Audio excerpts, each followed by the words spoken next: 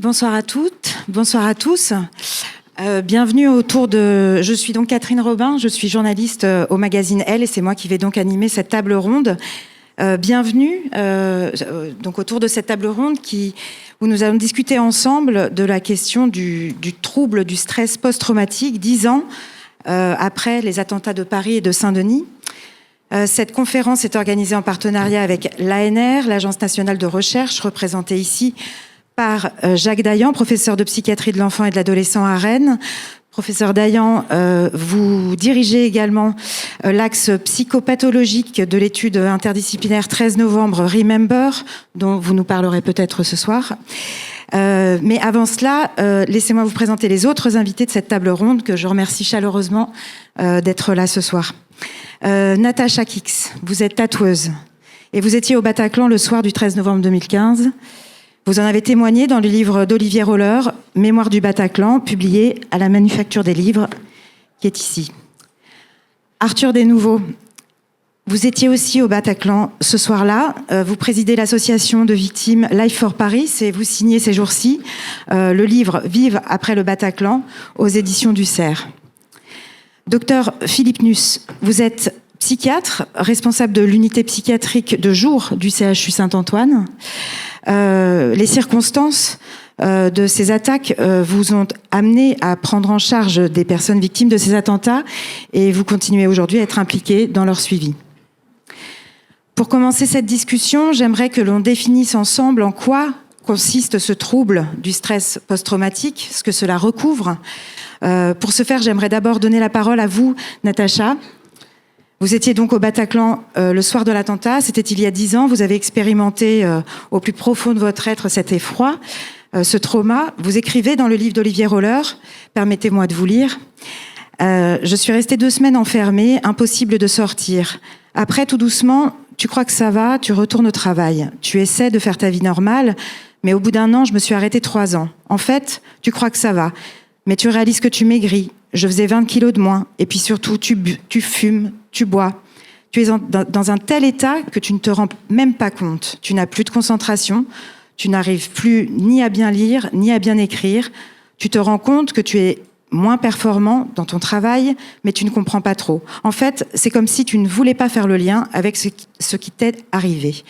Est-ce que ce que vous décrivez là, Natacha, c'est une forme de stress post-traumatique? Comment il s'est manifesté chez vous, en vous? Bonjour à tous. En effet, le syndrome post-traumatique, c'est quelque chose qui malheureusement reste ancré dans votre corps. Ça reste mémorisé dans votre corps et dans votre mémoire. C'est quand on vit des événements comme le Bataclan, c'est aujourd'hui tout peut s'arrêter. Et ce moment-là, le fait de savoir que tout peut s'arrêter aujourd'hui, chacun arrive à surpasser cette chose de différentes façons. Le problème, c'est que 10 ans après, il y a des jours où ça va super, et puis il y a des jours où le moindre bruit, le moindre son, la moindre violence, la moindre contrariété, ça réanime donc ces choses, et ça vous fait replonger dans des espèces de vous pouvez plus vraiment avancer, vous restez bloqué, vous avez peur, vous avez ces réminiscences qui reviennent sans cesse. Ça peut être des troubles du sommeil, des cauchemars, une pensée, une peur de plus être soi-même, de plus être performant. Et malheureusement, c'est des choses qui, 10 ans après, continuent encore. Ça se manifeste aussi par des évitements de lieux, toujours, même si je suis retournée au Bataclan 2 fois depuis les événements. Mais moi, j'y suis retournée que l'année dernière, donc c'est pour vous dire, il m'a fallu 9 ans pour y retourner. Oui, dans votre livre, vous dites combien c'est à ce moment-là impossible pour vous de vous j'arrivais pas encore à retourner là-bas, donc grâce à des amis, à un concert, donc j'y suis retournée et tout s'est très bien passé. J'y suis retournée une seconde fois.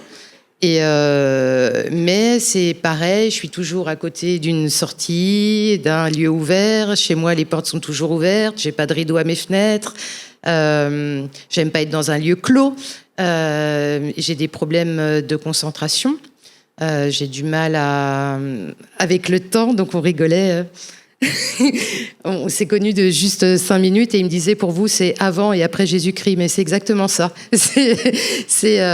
J'ai beaucoup de mal à me repérer dans le temps. Le temps n'a plus aucune valeur, les dates, un peu de tout, et on vit tout hyper, en tout cas pour moi, de façon très intense. Donc, ce qui peut être épuisant pour les gens qui m'entourent, c'est cette envie de vivre vite et d'être très impatiente. Et aussi de m'énerver facilement, du coup, parce que ça ne va pas assez vite. De savoir que tout peut s'arrêter. Donc du coup, tu veux tout prendre comme ça. Et c'est pareil donc dans le monde du travail. C'est pareil dans les relations amoureuses, où on a aussi peur que l'autre meure. Alors ça, c'est terrible pour l'autre. On se demande toujours qu'est-ce qui va lui arriver. Donc ça, c'est pas cool pour l'autre, mais on essaie de pas trop lui faire sentir ça, même si c'est là, malheureusement. Mais pas que pour l'amoureux, pour les copains aussi. Donc c'est un peu... Et par contre, ce qui est chouette, c'est... Je trouve que ça a développé une hypersensibilité par rapport à l'autre. Un goût plus développé par rapport au... Je sais pas, être plus sensible à l'autre, plus attentif. Mais par contre, ça développe aussi plus de concentration. On fatigue vite. En fait, on est trop dans le trop. Et du coup, on se fatigue autant qu'on fatigue les autres. Donc, c'est un peu éprouvant. Et malheureusement, c'est des séquelles qu'on a tous et qui, malheureusement, tu vis avec, mais ça se guérit pas vraiment. Tu fais avec. Et moi, c'est ce que je disais là, j'avais quand même un potentiel intellectuel assez haut, et maintenant il est plus bas, et je le sens, et ça m'ennuie. et ça, c'est un peu violent. Je trouve ça un peu violent, parce que du coup, comme on parle de santé mentale, là, il faut dire ce qui est, donc maintenant c'est reconnu, il faut en parler, quand même. Mais comme... Voilà, vous êtes là, vous êtes rigolo, vous faites des blagues, tout va bien. Et en réalité, ça va pas. Mais vous pouvez pas toujours dire que ça va pas. Et du coup, c'est un peu... c'est fatigant de devoir se justifier du pourquoi, du comment, et de montrer les rapports de psy, etc., pour faire valoir que vous n'êtes plus ce que vous étiez.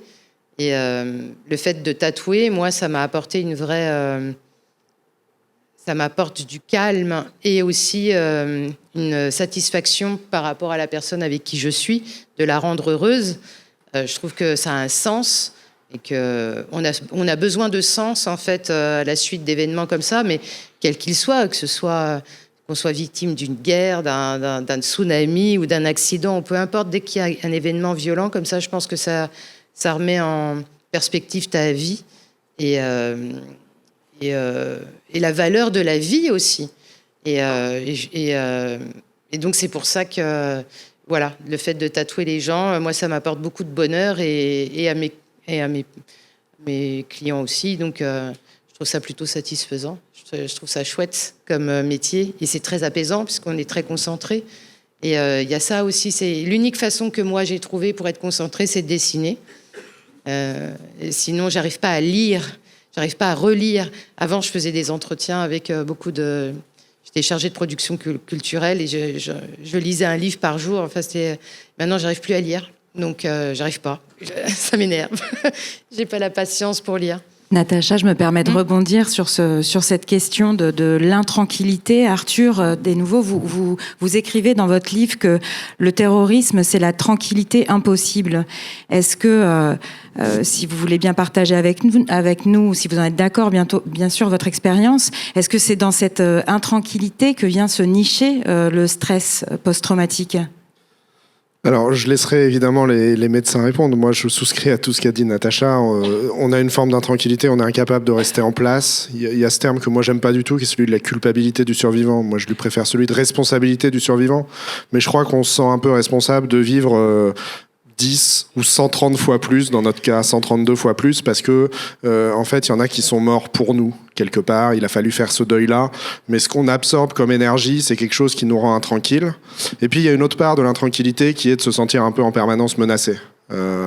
C'est très diffus comme sentiment. C'est un sentiment qu'on apprend à gérer. Je pense que comme moi, tu as fait beaucoup de psy, tu as pris des anxiolytiques, toutes ces choses-là. On arrive à la mettre à distance, mais on sent bien quand même, et ça je crois que c'est le vrai stress post-traumatique, qu'il y a quelque chose qui reste, il y a quelque chose dans les profondeurs qui peut remonter à certains moments. Moi, ça fait longtemps que je ne l'ai pas expérimenté, mais dans ces 10 ans, j'ai fait ma première crise de panique 3 jours après. Évidemment, je n'avais aucune idée de ce qu'était une crise de panique. Moi, je suis pas resté prostré 2 semaines. Moi, je me suis dit, comme se disait tout le monde, il faut pas qu'il gagne, il faut y aller. Donc, j'ai pris le RER le lundi matin pour aller au boulot. Je vous fais pas un dessin. On se retrouve recroquevillé sur le quai. C'est fort sympathique. Ensuite, ça a été, j'en ai pas trop fait, et j'en ai refait une au 1er 14 juillet. Je sais pas si t'as ça. Moi, l'odeur de la poudre. C'était la première fois. D'ailleurs, je savais même pas que j'avais senti la poudre au Bataclan. J'en avais aucun souvenir. Première fois que je sens l'odeur de la poudre et vraiment une crise de panique. Et donc depuis, j'ai réussi à peu près, comme toi, identifier ce qui m'inquiétait. Moi aussi, je sais où sont les issues de secours ici. De toute façon, là, il y a plein d'endroits pour se planquer. Non, mais et c'est un débat intéressant à avoir parce que le jour où j'ai dit ça à ma psychologue en lui disant mais je vais avoir ça toute ma vie, elle m'a dit des stratégies d'évitement qui vous empêchent pas de profiter du moment. Si jamais ça vous permet quand même d'aller sur scène, d'être dans le moment à ce moment-là, pourquoi pas? Et donc voilà, je pense qu'on a tous appris à vivre, mais c'est plus la même naïveté, c'est plus la même tranquillité, et ça met un espèce de coup de canif dans la légèreté de la vie. Et moi, j'utilisais aussi cette expression, je l'ai utilisée au procès pour la première fois. Parce que je sens le bain dans lequel on baigne, la société au global devenir aussi intranquille à cause du terrorisme. Et je crois que le stress post-traumatique, ça ne se pense pas qu'à l'échelle des individus, ça se pense aussi à l'échelle de tout le monde. Ça fait quand même 30 ans qu'on a Vigipirate. Pas complètement un hasard, Vigipirate, c'est une forme de stratégie d'évitement. On reparlera des conséquences. Est-ce que ça touche justement, est-ce que ça touche seulement des personnes concernées directement ou des personnes vulnérables? Mais peut-être revenons déjà sur la définition. D'où vient, quand est-ce qu'on a parlé pour la première fois de ce trouble du stress post-traumatique? Professeur Dayan, est-ce que vous pouvez nous expliquer un petit peu comment on l'a identifié et qu'est-ce que ça recouvre, même si vous nous en avez donné bien des éléments à l'instant? Je pense que la description était formidable, qu'il n'y a pas grand-chose à rajouter. Mais sinon, quand même, en fait, ça date des guerres napoléoniennes. C'est-à-dire, on s'est aperçu que des gens étaient blessés psychiquement, si je puis dire, sans blessure réelle. On cherchait quelque chose du côté du cerveau, il n'y avait rien. Et c'est ça le début. Et puis après, à chaque guerre, parce que c'est les guerres qui ont été l'éclosion de milliers, de centaines de milliers de gens avec troubles de stress post-traumatique, et à chaque guerre, on l'a oublié. C'est le rôle du collectif. Il y a eu plein d'écrits, plein de définitions. Guerre de 14, hop, on a oublié. Guerre de 39, plein d'écrits, c'est rentré dans le DSM, la classification, hop, oublié. Et puis ensuite, c'est revenu. Donc, le collectif compte. C'est-à-dire, on va tenir compte de ces gens-là et de ce que font les guerres. Et là, c'est pas une guerre, mais enfin, ça ressemble un peu des fois. Donc, le terrorisme. Et là, ça tient. Donc, voilà comment ça s'est fait. Et puis après, il y a énormément de travaux qui datent du 19e siècle jusque maintenant, avec donc des résultats nouveaux. Et si vous m'interrogez, Docteur Nuss, est-ce que vous avez quelque chose à ajouter sur la définition même du trouble du stress post-traumatique? C'est subtil parce qu'en fait... Est-ce que c'est une maladie? Est-ce qu'on peut appeler ça une maladie? Oui. Enfin, ça dépend ce qu'on appelle une maladie. Dans le modèle anglo-saxon, on appelle une maladie un certain nombre de symptômes qu'on n'a pas dans la vie normale et qui font qu'on est gêné, qu'on a un handicap. Et que ces éléments-là, ils sont retrouvables chez d'autres personnes. Donc ça, c'est le modèle du DSM dont on parlait. Le DSM, c'est identifier des symptômes que tout le monde peut voir. Ces symptômes étant présents, ils induisent un handicap. Et ce handicap, il correspond à une physiopathologie qui est particulière. Après, en fait, on a beaucoup de cas particuliers parce que ça a été dit, chacun vit son trouble stress post-traumatique à l'aune de son histoire personnelle. Donc, en fait, le DSM, comme le S le fait entendre, c'est statistique, c'est-à-dire ce qui serait présent chez tout le monde. Mais parfois, ce qui est présent chez tout le monde, c'est pas ce qui gêne le plus. On peut être gêné par le fait, effectivement, de plus savourer le sentiment d'innocence. Ça, on le trouve pas dans le DSM. Voilà, donc il y a dans les classifications des éléments qui sont généraux et qui doivent être adaptés à chaque personne. Et après, l'idée d'une maladie, c'est que est-ce qu'il y a une physiologie particulière à cette maladie? Alors, c'est ce que cherchent les neuroscientifiques, c'est ce que cherche tout le monde, des biomarqueurs. En fait, peut-être que si on faisait des tests maintenant chez ma voisine, on ne les trouverait pas alors qu'elle les a eus à un moment donné, mais ça ne veut pas dire qu'elle l'a plus. Donc en fait, on est dans des systèmes très nuancés où en fait, il y a une personne qui a une histoire. Cette histoire, elle fait écho à d'autres histoires et qui demande de l'aide. Alors la médecine, elle analyse par rapport à l'aide. Elle n'analyse pas par rapport à l'ensemble du problème. On peut souffrir de quelque chose, mais pas forcément avoir besoin d'aide au sens médical du terme. Donc il y a un peu comme l'addiction. On peut prendre de l'alcool sans avoir besoin d'un addictologue. Donc chaque personne a dans le fond des traumatismes dans sa vie. Et pour moi qui suis thérapeute, la question c'est comment passer du statut de victime au statut de blessé. C'est un peu ça pour moi l'art du soin. En fait, c'est subtil parce que le thérapeute, il voit qu'un bout de la question, le bout qui correspond à ce qu'il peut faire. Ça ne veut pas dire que les autres bouts n'existent pas, mais c'est dire qu'il n'est pas légitime. Moi, ma légitimité, c'est pas de connaître l'ensemble des problématiques du stress post-traumatique, c'est de correspondre à celle vis-à-vis de laquelle je peux aider autrui à aller mieux. Et donc, et c'est vrai qu'on a des patients qui ont vécu des choses et qui ont eu des manifestations que j'avais jamais vues préalablement. Et puis d'autres qui avaient des manifestations très standardisées et l'évolution n'a pas été celle que j'aurais cru. Donc il y a une variabilité individuelle qui est très importante et c'est ça l'intérêt de notre métier, c'est de s'intéresser au général croisé avec le singulier. Et c'est pareil. Professeur Dayan, vous vouliez ajouter quelque chose? Oui, parce que j'ai été un peu bref quand même. Et l'expérience qui va amener ou pas à un stress post-traumatique, elle est particulière dans le sens où à un moment donné, il est impossible de nier que la mort existe. Ça, c'est une expérience tout à fait particulière. Et c'est une expérience de rupture dans sa propre vie, puisqu'on sait que la mort peut arriver, mais on n'a pas l'expérience qu'elle peut arriver. Et ça, c'est quelque chose de tout à fait particulier et étrange, et auquel tout le corps participe. C'est-à-dire, il y a tous les systèmes d'alarme du corps qui sont à la fois liés à l'individu et liés à l'espèce se mettent en route, et ce déclenchement-là crée des marques indélébiles dans le corps. Et donc c'est aussi une maladie du corps, avec des manifestations particulières. Et ce qui est absolument étrange, c'est que c'est aussi une maladie du sens. Et c'est-à-dire, qu'est-ce qui s'est passé? Quelle est la signification pour moi? Est-ce que ça a une signification? Parce qu'on peut aussi se suicider parce que ça n'a aucune signification. Donc il y a quelque chose qui vient transformer totalement la vie de l'humain en le rendant finalement plus humain. Plus humain, mais c'est extrêmement dangereux d'être plus humain. Vous parliez de maladie du corps. C'est aussi il y a aussi une spécificité à ce stress post-traumatique, c'est qu'il est invisible pour les autres. Voilà, vous vous retrouvez sur le quai du métro, Arthur. Personne ne sait que vous êtes un grand blessé. Personne ne le voit. Est-ce que ça crée quelque chose de spécifique au traumatisme, le fait qu'il soit invisible? Natacha l'a dit, le stress post-traumatique, c'est une crise vis-à-vis de soi, mais c'est aussi une crise dans la relation à l'autre. Et il y a quand même aussi cette incapacité du partage qu'il y a. On peut évidemment partager nos symptômes, on peut en parler, et ainsi de suite, mais il y a quelque chose d'un peu indicible là-dedans, à part avec des professionnels qui eux-mêmes attestent de la grande variabilité de tout ça. On parlait un peu de ce qu'est le stress post-traumatique. Moi, je dis toujours, pour moi, le grand héros et le grand film du stress post-traumatique, c'est Rambo. Ça fait beaucoup rire les gens quand je dis ça, parce qu'on peut voir ça comme un film bourrin. Mais non, voilà un type qui a vu des horreurs à la guerre et qui n'arrive pas à se réinsérer dans la société. Et en fait, nous, ce qui est très étrange, c'est qu'on est juste sortis un vendredi soir à Paris et qu'on s'est retrouvé d'un coup exclu de la société et exclu d'une forme de partage de nos trajectoires de vie qui était relativement standard. Et voilà. Et dans cette crise de sens, il y a le pourquoi, mais il y a aussi pourquoi est-ce que les autres n'arrivent pas tout à fait à englober.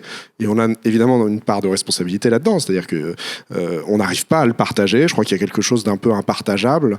On essaye de le faire, on essaye de l'écrire, on essaye mais voilà. Et donc, il y a forcément un isolement qui naît du stress post-traumatique. Il y a un isolement par le drame, de toute façon.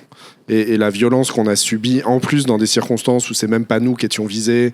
On est là que symboliquement parce qu'on représentait des gens qui savent s'amuser en France, qui fait qu'on est complètement déboussolé sur qui on est, quel est le sens de ce qu'on fait, et ainsi de suite. Et ça, je crois que ça fait, enfin, en tout cas, moi, à mon sens, partie des questions auxquelles on n'aura jamais complètement de réponse et où il faut savoir se dire j'avance quand même, ce qui n'est pas facile. Vous avez parlé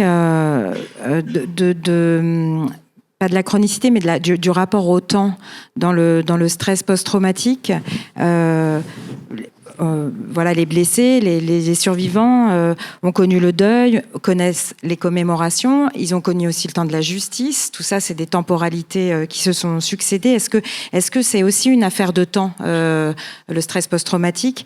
Est-ce que, par exemple, des gens peuvent ne pas avoir eu de symptômes?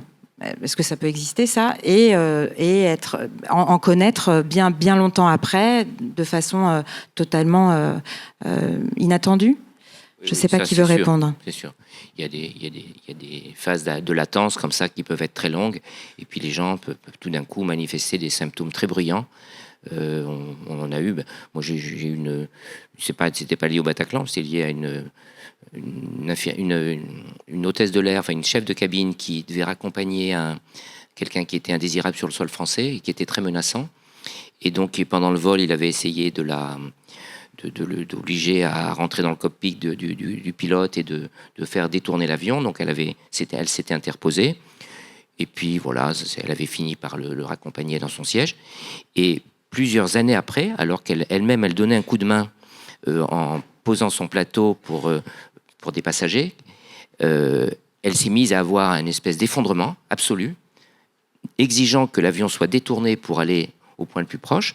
Et en fait, ce qui s'est passé, c'est qu'elle a vu l'éclat du regard de la personne qui lui disait merci, qui s'est avéré être le même dans son souvenir que celui de la personne qui était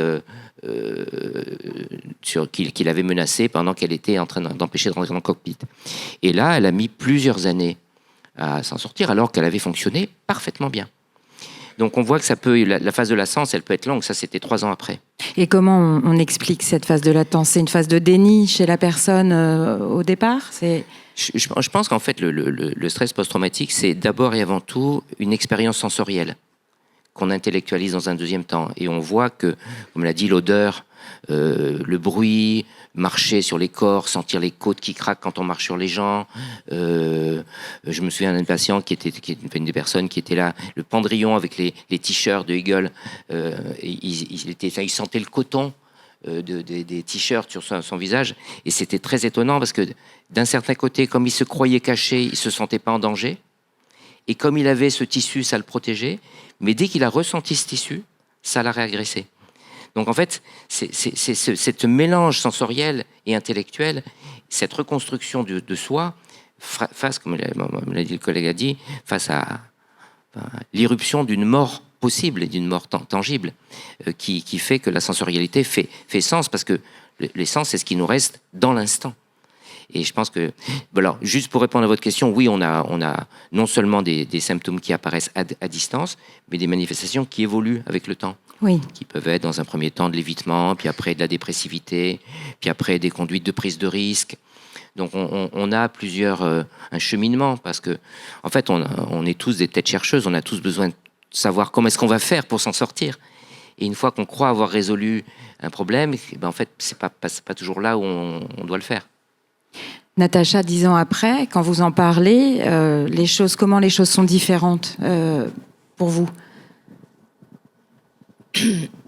Elles sont différentes parce que je suis sortie de mon appartement. Donc après, il faut savoir que je suis restée 4 ans enfermée. Moi, après les 2 semaines, j'ai dit ouais, je suis une warrior. Je retourne travailler. Et là, on m'a dit non, tu retournes pas travailler, tu vas t'arrêter. À l'époque, donc, j'étais chargée de programmation culturelle. Et je me suis arrêtée soi-disant 2 ans. Après, je me suis arrêtée 4 ans. Et cet arrêt, en fait, c'était vraiment copycat, quoi. J'étais chez moi et je traversais ma rue. Fort heureusement, j'avais une asso en face de chez moi. Donc, je faisais chez moi l'asso, chez moi l'asso, chez moi l'asso. Et j'avais donc un psy qui était génial, qui est parti à la retraite et qui me disait ta sortie de la semaine, il faut que tu prennes le métro. Donc, il contrôlait si j'avais mon ticket de métro À l'époque, voilà. Et évidemment, je biaisais tout le temps, je prenais un taxi. Et donc, voilà, je n'arrivais pas à prendre le métro. Donc, ça a été assez terrible parce que j'avais très, très peur de sortir. Enfin, j'avais peur d'être tout le temps attaquée. J'avais peur du monde autour de moi, en fait. J'avais vraiment très peur. Et je me disais, mais quand est-ce que ça va cesser? Parce qu'avant, voilà, tu prenais le métro, tu sortais à pas d'heure, tu rentrais à pas d'heure, voilà, super. Et je me dis, mais quand est-ce que ça va s'arrêter? Et tout doucement, ça a repris. Et il n'y a que fort peu de temps que je réapprécie la vie telle qu'elle est vraiment, faire du shopping seul, sortir seul, prendre goût à faire des choses seul, parce qu'avant, il fallait tout le temps qu'il y ait quelqu'un avec moi, ce qui est usant pour tout le monde. Et donc, comment ça va maintenant? Ça va mieux, mais ça prend un temps phénoménal. Des fois, je me dis, mais c'est fou le temps que ça prend. 10 ans, c'est énorme. Et en même temps, moi, j'ai l'impression, je sais pas toi, Arthur, mais j'ai l'impression que c'est, je sais pas, c'est là, je n'ai plus cette notion du temps du tout, tellement tout s'est arrêté. Et le fait, en fait, moi, j'étais enfermée dans les loges. Je pense que le fait d'avoir été clos, dans un lieu clos pendant ce temps, parce que moi, j'ai eu carrément l'assaut dans la loge. Enfin, c'était formidable. Donc, du coup, le fait d'être dans ce lieu clos et d'après avoir été enfermé aussi chez moi, et ça, je pense que ça a créé une véritable rupture temporelle dans ma vie. Et j'arrive plus trop à je sais pas, en fait, je navigue, en fait, c'est plutôt ça, je navigue et j'ai plutôt envie de rattraper tout ce temps perdu. Voilà, c'est plutôt ça. Arthur, en effet, ce temps qui a passé, ces 10 ans... Très étrange. En tout cas, moi, le 13 novembre et ses souvenirs, c'est hier. Ils n'évoluent pas, ils ne s'atténuent pas. Leurs effets se sont atténués, pour le coup, mais pas ce souvenir-là. Et pareil pour toutes les commémorations du 13 novembre. Tout ça est juste collé à maintenant en permanence. En revanche, pour le coup, les autres événements entre eux ont une temporalité normale. Typiquement le procès, qui a été très intense pendant 10 mois, où moi je suis beaucoup allé, me semble assez lointain. Maintenant, c'était il y a 3 ans, et je sens bien que je suis en train d'en oublier une bonne partie. Parce que ça n'a pas été traumatique, même si c'est lié, tout ce qui est lié au trauma initial, moi, s'écoule assez normalement, à part le trauma et ses commémorations, mais aussi parce que les commémorations, il y a un petit côté un jour sans fin. On se retrouve tous dans les mêmes lieux, les mêmes personnes, et on se dit les mêmes trucs, et on se voit avec Natacha, et voilà.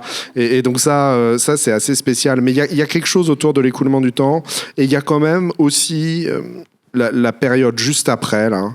Donc moi, j'ai mis du temps à accepter que j'étais victime. J'ai longtemps essayé de croire que j'étais témoin. Et donc moi, j'ai commencé à prendre des anxiolytiques et aller voir un professionnel en janvier. Bon, la période de novembre à janvier est extrêmement cotonneuse, par exemple. Là, j'ai très peu de repères, je ne sais pas exactement ce que j'ai fait. Le soir même, en revanche, je me souviens très bien, je me souviens de ce que ça fait de ramper sur des corps. Enfin voilà, ça c'est resté. Donc il y a forcément un rapport au temps qui est assez étrange. Et je pense que ça dépend vraiment, dans les loges, c'est différent. Moi, j'en ai parlé avec Jean-Paul Kaufmann, qui a été otage 3 ans en Libye. Et on a vraiment conclu que la grande différence de notre trauma, qui se ressemble par beaucoup d'aspects, c'était ce rapport au temps. Voilà. Et que nous, ce truc très bref dure. Et lui, en fait, le temps, ça a été son grand ennemi parce qu'il fallait pas se démotiver pour avoir envie de vivre. Alors que nous, on n'a pas non plus le temps de vivre ça. Nous, que ça dure 15 minutes ou 2 heures, c'était encore une poursuite de la vie. Voilà, donc c'est très étrange ce rapport au temps et il faut le renormaliser. Oui, mais il y a quand même cette symbolique de la date qui, aujourd'hui, le 13 novembre, est une date... Bien sûr, et là, les 10 ans, soyons honnêtes, toutes les victimes, on se fait un bilan. Voilà, c'est un chiffre rond, ça fait 10 ans. On fait assez peu de choses 10 ans dans sa vie, donc être victime 10 ans, ça demande aussi de faire son propre bilan. Moi, quand même, en tant que président d'association, ce que je vois, c'est que le temps et toutes les étapes, l'indemnisation, le soin, le procès, tout ce qui a trait à la mémoire, font que si je fais une grande moyenne, les gens vont mieux maintenant qu'il y a 10 ans. Ça n'exclut pas les rechutes, ça n'exclut pas quelques cas particuliers de gens qui n'ont jamais réussi à vraiment se raccrocher, et ça n'exclut pas aussi ce que j'appellerais pas des rechutes, mais des épisodes extrêmement violents qui ont pu mener à des suicides sur des gens qui, par ailleurs, avaient un fonctionnement qui semblait être un nouveau normal pour eux. Oui. Professeur Dayan, le fait que certaines personnes en souffrent, d'autres pas, pourquoi on est inégaux? Est-ce que c'est ça l'objet de l'étude Remember à laquelle que vous dirigez pour la partie psychopathologique? Est-ce que vous pouvez nous expliquer ce que c'est que cette étude interdisciplinaire? Oui, alors, cette étude, c'est une étude qui a 3 dimensions. Une dimension neurologique, en fait, d'imagerie, c'est de comprendre les mécanismes cérébraux en cause ou associés. Une étude de neuropsychologie expérimentale qui essaye de comprendre les réactions du corps ou les comportements. Par exemple, l'évitement ou des choses de ce type-là. Inconscient, et en mesurant, par exemple, le temps d'attention de quelques fractions de seconde de l'œil. Donc, et puis psychopathologie qui essaye de comprendre, qui pose des questions. Par exemple, tous ceux qui ont participé à l'étude 1000, on leur a posé un certain nombre de questions. Et donc, l'idée, c'était de pouvoir relier ces trois compartiments. Alors, et puis de comprendre les mécanismes en jeu, de comprendre l'évolution. L'évolution a été extrêmement bien expliquée. Je pense que j'ai rien à dire. La seule chose, peut-être, c'est que j'ai été étonné par le caractère beaucoup plus chronique que j'imaginais avant. C'est-à-dire, c'est vraiment quelque chose qui dure. Et qui dure. Alors effectivement, des fois, il y a le trouble parce qu'il y a tous les symptômes. Des fois, il n'y a pas tous les symptômes. Alors on dit que les gens ont plus le trouble. Mais en fait, c'est pas tout à fait exact comme ça.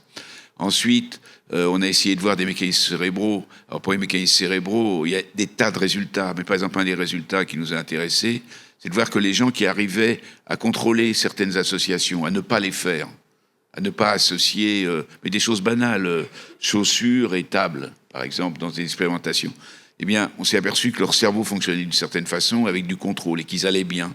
Et que c'était pas vrai pour ceux qui allaient mal. Alors après, on peut en déduire ce qu'on en veut. Donc, on a vu certains mécanismes. On a aussi vu, et c'est que des exemples, que le corps est essentiel dans la pathologie du trouble de stress post-traumatique. Il joue un rôle essentiel. Le corps a ses marques. Il reste. Des fois, les marques sont... On le fait soi-même. Et je pense que quand on fait le tatouage, c'est qu'on a repris, c'est une forme de reprise du contrôle sur son propre corps. Et ça, c'est très, très important.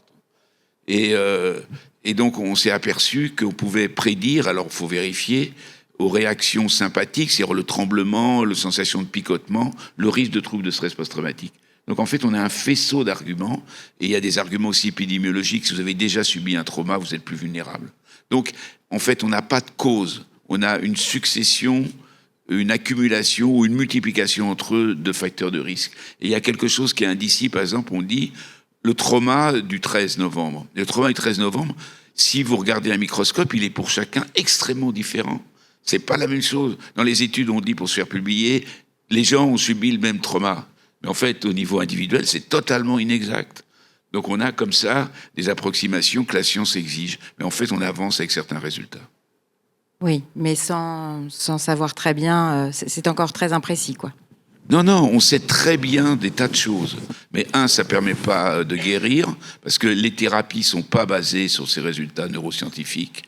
Donc, et d'autre part, on avance et on sait le rôle de certaines parties du cerveau, des interactions, des contrôles entre, vous savez, des noms qui sont jolis, l'hippocampe, le petit cheval de mer, l'amygdale, mais c'est pas, etc. Enfin, des structures. On connaît ça déjà. Donc, on avance. On a vraiment des avancées, mais qui sont pas directement pour des explications totales, c'est plutôt des explications partielles, et 2, qui permettent pas encore d'aider à créer des psychothérapies spécifiques. En 2018, il y a une étude de Santé publique France qui décrivait que la population générale pouvait avoir développé un trouble de stress post-traumatique sans avoir été directement, on en a parlé tout à l'heure, témoin ou concerné. Le temps passé à visualiser les images de ces attaques à la télévision était associé à un risque accru de développer des symptômes. Alors c'est vrai que ces événements ont été très médiatisés, qu'il y a eu des documentaires, des fictions. On parlait tout à l'heure d'une fiction qui va arriver sur France Télévisions. Là, pour justement les 10 ans de ces attentats. En quoi cette médiation... Vous parliez de ces deux échelles qu'il fallait prendre en compte dans le stress post-traumatique, à la fois une échelle très générale et individuelle. En quoi la médiatisation, elle peut faire aussi avoir un impact sur le trauma et créer du trauma plus généralement ? Oui. Sur des événements si importants. Dans votre question, il y en a deux. Il y en a une qu'on a vu quand on a commencé à soigner les personnes qui avaient subi ces agressions du 13 novembre. C'était notamment dans les réanimations. On avait des infirmières qui, pour se sentir légitimes pour soigner, étaient obligées de se faire raconter l'histoire par les malades, des horreurs que les malades avaient vécues, parce qu'elles disaient sinon, qui je suis moi face à quelqu'un qui est un héros comme ça. Et j'ai vu ça beaucoup, des gens qui sont ont été, pour soigner les personnes, ont été obligés de s'imprégner de l'horreur pour être légitimes dans un deuxième temps pour les soigner. Et donc ça, c'est un élément très intéressant, comme si on ne pouvait pas soigner les gens si on allait bien, parce qu'on n'était pas légitime. Et donc on a vu beaucoup d'équipes infirmières qui se faisaient raconter ces histoires jusqu'à ne plus pouvoir, et à cauchemarder toute la nuit, plus pouvoir venir le matin, pour se sentir dans le fond le droit de soigner des gens qui étaient des héros vis-à-vis desquels les gens s'étaient sentis impuissants. Donc ça, c'est intéressant, le trauma comme lieu de légitimation. Et donc, beaucoup de personnes, pour soi-disant comprendre le trauma, avaient besoin de se faire raconter les histoires par le menu. C'est en prendre une part, d'une certaine manière. C'est se dire que on peut comprendre parce qu'on a été imprégné. Comme si on n'avait pas été imprégné, on ne pouvait pas comprendre. Donc ça, c'est un élément quand même assez intéressant. Et donc, notre travail à nous, à l'hôpital, ça a été justement de demander aux équipes d'arrêter de se surtraumatiser pour se sentir légitime, parce que ça faisait des soignants en moins. Donc ça, c'était extrêmement intéressant. L'autre point qui est intéressant, c'est en fait une société d'obsolescence, c'est-à-dire qu'on considère que ce qui est moderne, c'est ce qui n'est pas vieux. Donc, par définition, tout ce qui est ancien n'est pas moderne, et donc il faut s'en séparer. Et donc, on a actuellement une obsolescence successive de traumas, c'est-à-dire on a le trauma de la guerre à tel endroit, et donc on est dans une succession traumatique vis-à-vis desquels le trauma d'avant, tout d'un coup, ne devient plus légitime. Et on voit des patients qui, dans un monde où tout n'est que trauma et tout n'est que catastrophe, se disent, mais alors mon trauma à moi, tout d'un coup, va être oublié. Et donc, c'est un élément intéressant que je trouve que j'observe chez mes patients. Dans le fond, quand il y a peu de trauma, on peut dire j'étais au Bataclan, j'étais l'attentat du RER, j'ai fait la guerre. Mais quand tous les jours, il y a un nouveau trauma qui se rajoute et qui est encore plus horrible, encore plus incontrôlable, l'effet sociétal dilue, dans le fond, la reconnaissance par le groupe du trauma singulier qui va être le Bataclan. On dit oui, mais le Bataclan, t'es mignon, mais nous on a eu le Covid depuis, et puis il y avait plein de gens qui sont morts, et puis après il y a eu la guerre en Ukraine, puis après il y a d'autres guerres. Donc dans le fond, ça c'est un truc qui est assez difficile et que je commence à observer, c'est des patients qui vont se raccrocher à leur trauma comme si la société allait l'oublier. Oui, comme s'il y avait une concurrence des Voilà. traumatismes en fait. Et ça je trouve que c'est intéressant de ne pas trop traumatiser comme lieu de rencontre en fait. Arthur, qu'est-ce que vous en pensez? Je vous voyais. Non, mais je pense que c'est très vrai, sauf dans le cas du Bataclan. Juste parce que le Bataclan, bah voilà, ceux qui ont X ou Twitter, vous tapez Bataclan dans la barre de recherche, vous faites récemment, et vous verrez qu'il y a en moyenne 30 messages par heure qui évoquent le Bataclan. Parce que le Bataclan, c'est un traumatisme français. Mais je comprends tout à fait le raccrochage au traumatisme, parce que ça, j'en ai parlé à d'autres victimes de terrorisme, ou les victimes des terrasses, ou les victimes du Stade de France qui le vivent. Mais je comprends tout à fait cette... finalement, si en plus on m'enlève même mon traumatisme et qu'il n'existe plus dans votre regard, qui suis-je? Ça, c'est hyper violent. C'est le seul truc que les traumatisés du Bataclan n'ont pas. Voilà. Mais le 13 novembre, au global, oui. Et justement, le fait qu'on en parle, vous parliez de X, le fait que ça soit présent, qu'il y ait des documentaires, des fictions, etc., ça a quel impact pour les personnes concernées? Est-ce que c'est quelque chose qui vous fait du bien, entre guillemets, dans le sens où on nous oublie pas, ou au contraire, ça réactive des choses? Je ne sais pas qui veut répondre à cette question. Peut-être. Je pense que c'est une double valence. C'est-à-dire que les deux, enfin, ça réactive des choses. Alors, si les gens sont dans une période de vulnérabilité, ou si pour une raison X ou Y, ce regard qui est tellement similaire, ou des choses comme ça se passe, donc ça va être vraiment terrible. Sinon, c'est plutôt une reconnaissance collective, parce que c'est très important, la reconnaissance collective. C'est quand même quelque chose qui soutient. L'élément collectif qui est le plus important, c'est simplement de dire que ça a existé. qui est fondamental par rapport au déni de la chose. Ça a existé, ça a eu lieu. Et ça reste dans la mémoire collective. Et là, on étudie régulièrement, tous les 2-3 ans, ou même tous les ans, l'évolution des souvenirs des grands traumas collectifs. On s'aperçoit qu'effectivement, la mémoire collective place le 13 novembre en premier. Donc, c'est comme ça. Pourquoi? Il faudrait un sociologue. D'ailleurs, on a des sociologues qui essayent d'expliquer ça. Donc voilà. Et puis pour l'autre question, le fait d'être confronté régulièrement à des récits de victimes ou côtoyer les victimes, c'est un élément de traumatisme. C'est reconnu. C'est-à-dire, on le sait. C'est-à-dire les gens qui sans cesse sont confrontés à ça en tant que soignants, sauf les psychiatres bien entendu, en tant que soignants, etc., peuvent être atteints. Par exemple, les gens lisaient les comptes rendus des gens des Bataclan. On a eu des chercheurs qui lisaient ça. Eh ben, il y en a qui ont fait des troubles de stress post-traumatique. Alors au début, ils lisent ça, c'est comme s'ils lisaient Rambo, ils allaient voir un film, ça leur faisait rien. Puis au bout du 10e, ça commence à leur faire un petit quelque chose. Puis au bout du 50e, ils disent ça va plus, j'arrête, je tiens plus, ça va plus. Donc il y a ça. Et puis sinon, on a étudié dans la population française. On voulait savoir ce que pensait le pêcheur de Ouessant. Bon, le pêcheur de Ouessant, a priori, il est assez peu concerné directement par le 13 novembre. Sauf si sa famille est là, son cousin, son neveu, parce qu'on a trouvé des trucs comme ça. Mais en fait, on a voulu savoir jusqu'à quel point il était affecté, pas concerné, affecté. Parce que concerné, on ne sait pas. Eh bien, on a trouvé 2-3% pour le pêcheur de Ouessant, et puis pour des régions plus proches, 5-6% de gens qui avaient un trouble de stress post-traumatique, etc. Donc on voyait que dans la population, il y avait des gens qui avaient les symptômes. Ils ne peuvent pas étiqueter trouble de stress post-traumatique parce qu'ils n'ont pas subi le trauma. Donc ils ont quand même des symptômes et on ne sait pas combien de temps ça dure. Mais ce qui est important, ça veut dire qu'il y a des gens dans la population générale, dans tous les endroits de France, qui sont affectés alors qu'ils n'ont pas été présents, et qui ont été affectés jusqu'au point de développer des symptômes. J'aimerais juste revenir un instant sur les soignants, parce que vous les avez mentionnés tous les deux. Est-ce que des choses ont été mises en place justement à ce moment-là, et aujourd'hui encore, pour les accompagner dans cette expérience qu'ils ont traversée, traumatique pour eux aussi? Alors il faut dire oui, je pense. Parce que cordonnier mal chaussé, généralement. Voilà, c'est vrai. C'est difficile parce que le système français, c'est un système où il y a beaucoup de structures. C'est un système très, très organisé, très hiérarchisé. Et pour chaque structure, il y a un plan blanc, il y a une cellule de crise, il y a une cellule de protection, il y a...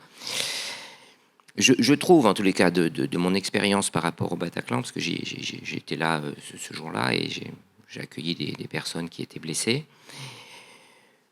que on n'a pas, disons 2-3 mois après l'épisode français, j'étais invité par Harvard à Boston parce que l'équipe d'Harvard était inquiète d'attaques multisites. Et donc, ils voulaient savoir comment est-ce qu'on avait fait en France pour gérer plusieurs sites en même temps. Et donc, on était avec des collègues somaticiens, moi j'étais le seul psychiatre. Et je me suis rendu compte qu'il y avait dans la stratégie américaine un désir d'apprendre de chacun, c'est-à-dire ce qu'avaient fait les pompiers, ce qu'avaient fait les urgentistes, ce qu'avaient fait les psychiatres, ce qu'avaient fait les institutions, les directeurs d'hôpitaux, etc. Et pour, dans le fond, un retour sur ce qui s'est passé. En France, en fait, chacun a fait un retour au sein de soi-même. Nous, on a fait un retour dans notre hôpital, les urgentistes ont fait un retour, les pompiers ont fait voilà, tout le monde a fait un retour, mais on n'a pas fait un retour collectif. Et parce qu'en France, on ne sait pas faire ça. Donc les cellules de crise, elles sont réunies entre elles, que nous, on n'est pas dans une cellule de crise, donc on n'a pas vu les cellules de crise. Voilà. Et ça, je trouve que c'est quelque chose que les anglo-saxons peuvent nous apprendre, c'est de faire, dans le fond, un retour de points de vue différents, de personnes qui peuvent, au bout du compte, apprendre à se parler. Parce qu'en fait, une fois qu'on s'est parlé, qu'on a fait notre cellule de crise et qu'on en a parlé, on n'en a plus jamais reparlé. Ouais. Et je pense que ça nous empêche de progresser. Et quand je vois les gens, les collègues pour le marathon de Boston, qui ont eu après une autre attaque, on continue à discuter encore. Alors que mes collègues français avec qui j'ai travaillé, l'Hôtel Dieu, tous qui sont des gens remarquables, hein, mais on est passé à autre chose. Et on l'a vu pour le Covid, parce que moi j'étais responsable pour le Covid de la santé mentale des personnels à l'hôpital, et je me suis rendu compte à quel point c'est important de faire que des gens de cercles différents se rencontrent, parce qu'il y a une vérité, et je pense à l'étude, puisque je fais partie de l'étude, puisque j'étais dans le premier cercle, que c'est... On aimerait, en fait, au bout du compte, quand on se voit tous les 2-3 ans pour passer les films, pour savoir un petit peu entre nous, en fait, ce qu'on se dit. Et en France, on ne sait pas trop faire ça, ce collectif. On est très bon dans le singulier, et je pense qu'un retour peut-être plus transversal, qui ne serait pas forcément sociologique, mais qui serait peut-être amical, ou je ne sais pas quel mot on pourrait prendre, d'apprendre des uns des autres, une curiosité. Et je trouve que là-dessus, ça manque encore en France. Il y a encore 1000 choses à aborder, mais le temps file et je me rends compte qu'on n'a pas abordé une question très importante, c'est la question du soin. Comment on soigne le stress post-traumatique, par quelle méthode, des psychothérapies, des médicaments. Je vais vous demander, Natacha, comment vous soignez? Alors moi, contrairement à toi, Arthur, j'ai pas pris de médicaments du tout. À part de l'alcool, quoi. Et c'est ça. On se connaît bien. C'est ça. L'alcool dans un premier temps, mais ça n'a pas été... Non, c'était pas... En fait, j'ai pas pris grand-chose.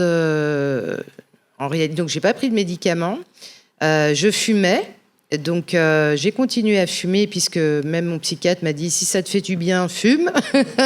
De toute façon, voilà. Et ensuite, j'ai vite arrêté ça aussi et c'était vraiment le dessin. Dessiner. Donc ça me calmait et ça me permettait d'avancer et d'être bien. Je me rendais compte que boire, ça me m'aidait pas plus que ça. Fumer, ça m'aidait à dormir à l'époque parce qu'en effet, j'arrivais pas à dormir. Hein. Faut le dire quand même. Hein. Le son des ta tout le temps dans la tête. Donc il y a un moment, faut bien se casser en deux. Donc mais j'ai pas. J'ai essayé de faire ça un peu par moi-même aussi et d'essayer de pas être dépendante. Bon, ça, c'est après un trait personnel. J'aime pas être dépendante de quelque chose. Donc, du coup, je me dis, si plus tu as déjà tout ça et tu te rends dépendante en plus de substances ou de peu importe, je dis, on va pas s'en sortir. Donc, je me suis dit, autant être dépendante à ton papier et au moins, voilà, on va essayer de s'en sortir comme ça, quoi. Mais ouais. J'ai pas pris de...